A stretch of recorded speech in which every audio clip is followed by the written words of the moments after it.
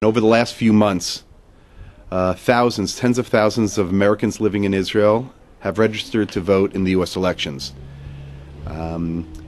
As the chairman of the Republican Party here in Israel, I could feel confident and tell you that nearly 75% of those people voting in Israel will be voting for Mitt Romney for president. I think what we've seen over the last 4 years is a deterioration of the relationship between America and Israel.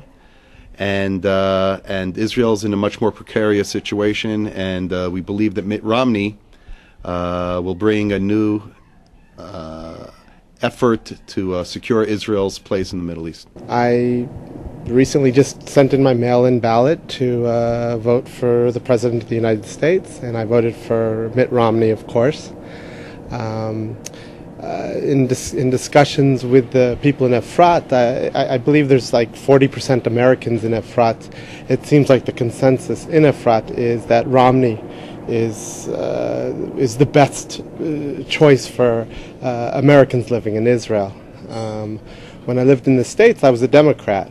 I was a Democrat pretty much my entire life, but when I moved to Israel, my primary issue became Israel as opposed to the primary issues I had when I lived in America.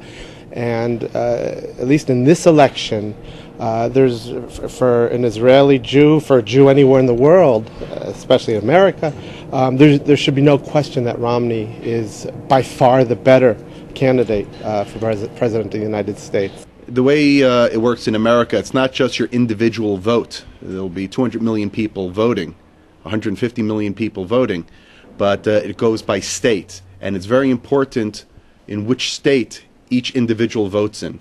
And we've been spending a lot of efforts and time on targeting the people who've made Aliyah, specifically from Florida and Ohio, in Israel, and having them vote, and calling their friends and family back in the U.S. and having them, in fact, vote in the elections as well.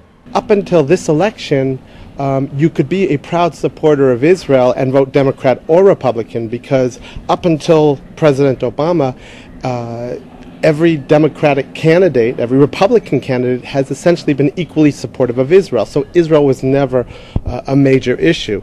This is the first election in my lifetime that you have one president who is actually outwardly supportive of Israel, and actually one president who, by his actions, is outwardly hostile towards Israel. So this is the first time that Israel is a key issue in the American elections for Jews and Israelis.